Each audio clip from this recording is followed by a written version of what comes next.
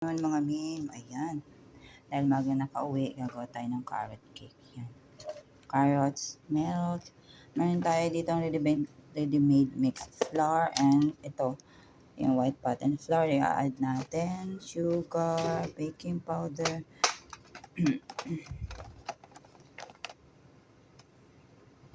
Yes. Baking soda. Lagyan natin ng Dyson Mami plus vanilla.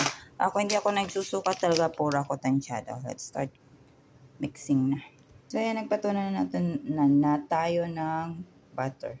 So, ayun mga meron naman tayo ditong measuring spoons, pero bala na ako kung ilan ang gagamitin. Complete na pala siya mga may bicups na siya na nabasa ko. Tapos ito yung spoons. Tayo ko. Ito na ang ating mix. Tayo natin sa lianera. Hey! Ready to open. Kapayal tayo mga almost na yung baba. So later again natin mag-finish. Bye!